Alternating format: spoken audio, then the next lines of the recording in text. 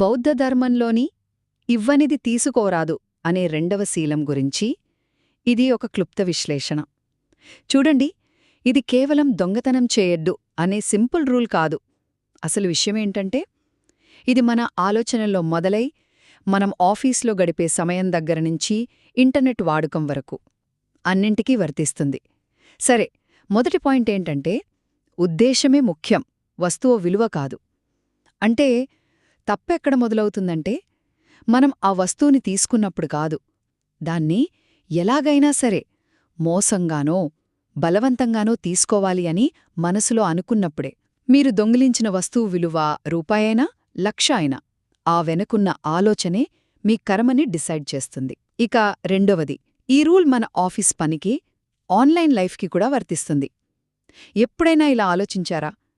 మనం జీతం తీసుకుంటూ పని టైంలో కావాలని టైంపాస్ చేయడం, లేదా పర్మిషన్ లేకుండా సినిమాలు, సాఫ్ట్వేర్లు పైరసీ చేయడం, ఇవన్నీ కూడా ఒక రకంగా దొంగతనమే.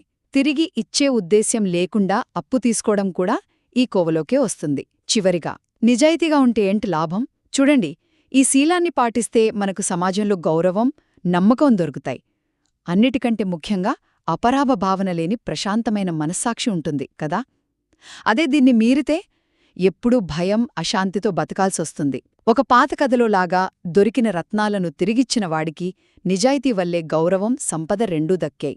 అంతిమంగా, ఈ శీలం కేవలం ఒక బాహ్య నియమం కాదు. అది మన మనస్సాక్షికి, మన నిజాయితీకి ఒక నైతిక దిక్సూచిలాంటిది.